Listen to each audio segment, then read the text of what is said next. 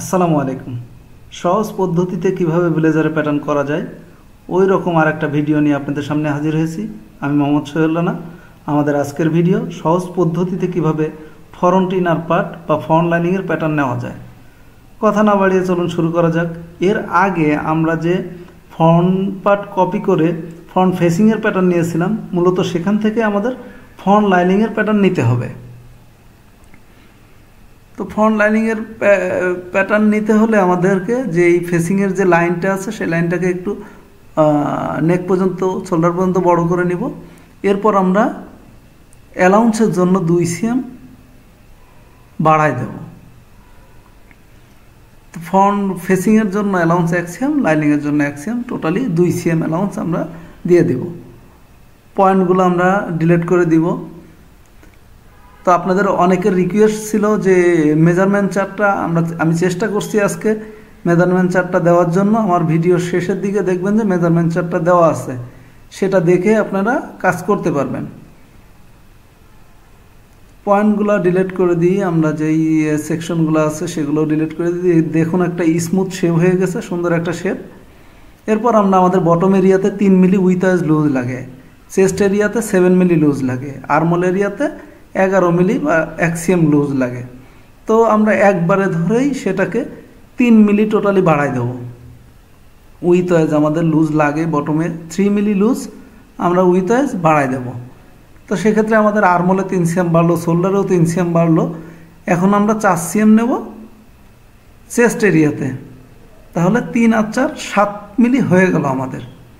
4 milli with wedge loose নিয়ে নেব।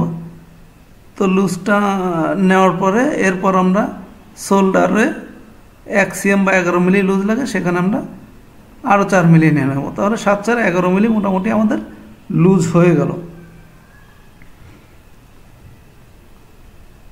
তো এটা হওয়ার পরে আমরা আমাদের নেক এরিয়াতে 3 মিলি মতো লুজ লাগে, লাইনিংয়ের লুজটা একটু দেওয়া ভালো। তো সেই 3 মিলি আমরা 3 মিলি উপরে উঠাই দেব। এখানে 3 মিলি লাগে।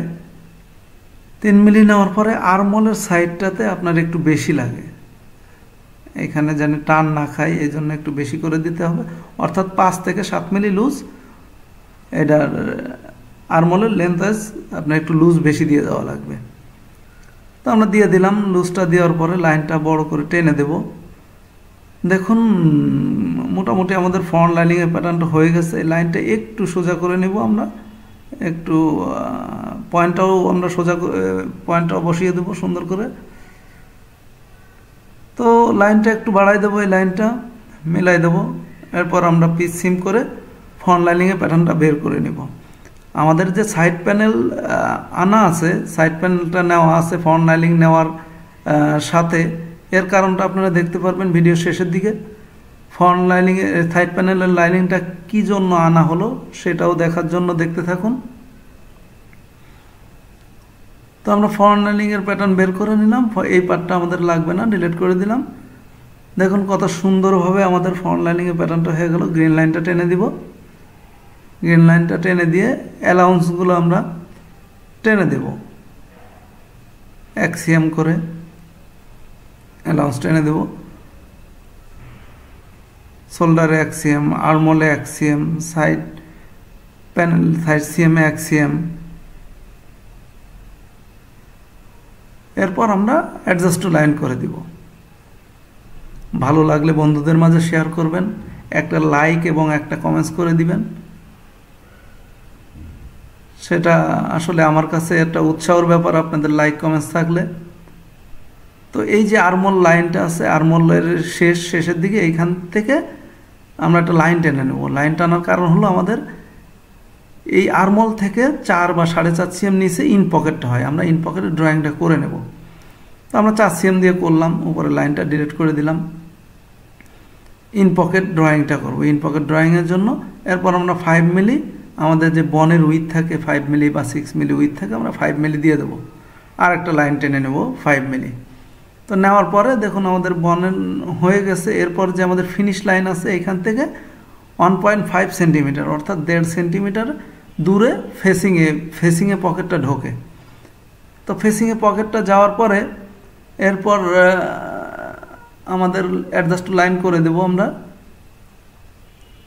অ্যাডজাস্ট টু লাইন করে দেব। অ্যাডজাস্ট টু লাইন করা হয়ে গেলে আমাদের লাইনটা একটু বাঁকা হলো, যাই হোক লাইনটা ডিলিট করে দেব। এরপর আমরা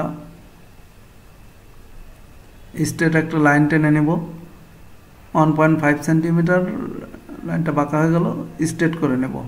যে এরপর আমরা অ্যাডজাস্ট টু লাইন করে দিব। এটা একটু বাঁকা হয়ে গেল, যাই হোক আপনারা চাইবেন স্ট্রেট করে নেওয়ার জন্য, স্ট্রেট করে নেবেন। এরপর এখান থেকে আমাদের ইন পকেট সাধারণত 13.5, 14 বা 14.5 হয়। তো আমরা মাঝামাঝি একটা নিই, 14ই রেগুলার হয়, আমরা 14 নিয়ে নিলাম। 14 cm in pocket. Adjust to line করে দেব। অ্যাডজাস্ট টু লাইন করে দিলাম, পয়েন্টটা ডিলিট করে দেই। এখন আমাদের কত সুন্দরভাবে একটা পকেট ড্রয়িং হয়ে গেল।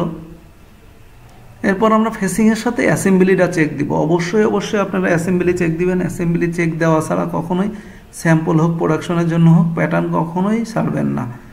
আগেই আপনার অ্যাসেম্বলি চেক দেওয়া লাগবে। সব ঠিক থাকলে তারপরে যে আপনার অন্য সাইডে যাবেন, স্যাম্পলের জন্য দিতে পারেন, প্রোডাকশনের জন্য দিতে পারেন। এই দেখুন আমাদের এইখানে অনেকটা বড় আছে লাইনিংটা, আমরা এত বড় তো আর দিতে পারবো না। আমাদের 2 থেকে 3 মিলি লুজ লাগবে, সেই 2-3 মিলি আমরা লুজ রেখে বাকিটা কমিয়ে দেবো। তো সাইড ফেসিংয়ের সাথে অ্যাসেম্বলি আমরা ঠিক করে নিলাম। এখন এই যে সাইড প্যানেল আমরা এনে রাখছিলাম এর আগে, এই সাইড প্যানেল মূলত এই অ্যাসেম্বলি চেক দেওয়ার জন্যই রেখেছিলাম। আমরা ফর্ম পার্টের সাথে সাইড প্যানেল আমাদের ফিক্সড। এরপর আমরা যেই ফ্রন্ট লাইনিংয়ের অ্যাসেম্বলিটা সাইড প্যানেলের যে অ্যাসেম্বলি আছে সেটার থেকেই মূলত নেব। তো দেখুন আমাদের এইখানেও অনেক বড় আছে ফ্রন্ট লাইনিংয়ের প্যাটার্নটা। সাইড প্যানেলের লাইনিংয়ের ভিডিও না দেখে থাকলে দেখে নিতে পারেন, সহজ হবে আপনাদের জন্য। এই যে আমরা একটু লুজ রাখলাম সামান্য। তো দেখুন আমাদের অ্যাসেম্বলি হয়ে গেছে। শুরু থেকে আমাদের সাইড প্যানেলের লাইনিংই নেওয়া লাগে। সাইড প্যানেলের লাইনিংয়ের অ্যাসেম্বলিগুলো ফিক্সড করে এরপরে হচ্ছে ফ্রন্ট লাইনিং বা ব্যাক লাইনিং নেওয়া লাগে। এরপর আমরা বটমের অ্যালাউন্সটা টেনে দেবো 1 cm। এরপর অ্যাডজাস্ট টু লাইন করে দেব।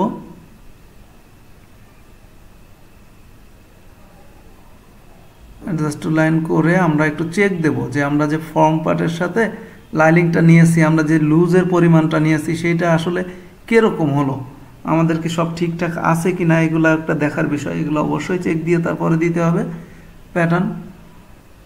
চেষ্টা করবেন নিজে একটু মনোযোগ সহকারে কাজ করার জন্য, যেন কোনো ভুল বা ভ্রান্তি না যায়। সেক্ষেত্রে আপনার একটা বদনাম আসবে।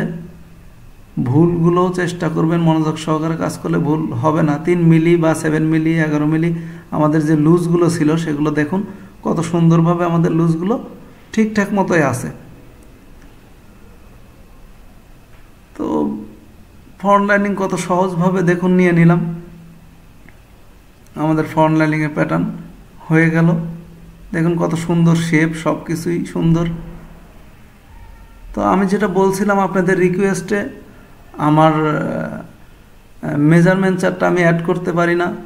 তো আজকে আমি মেজারমেন্ট চার্টটা অ্যাড করলাম। দেখুন আপনাদের যার যেরকম লাগে এই মেজারমেন্ট চার্ট থেকেই মূলত আমার এই যে ব্লকটা নেওয়া, এই মেজারমেন্ট চার্ট থেকেই ব্লক নেওয়া, এই মেজারমেন্ট দিয়েই সব। আপনারা চাইলে এই মেজারমেন্ট থেকেই কাজ করতে পারবেন। এই যে যেমন সিবি লেন্থ আছে আপনার 73, 40 সাইজের উপর আমার কাজ করা।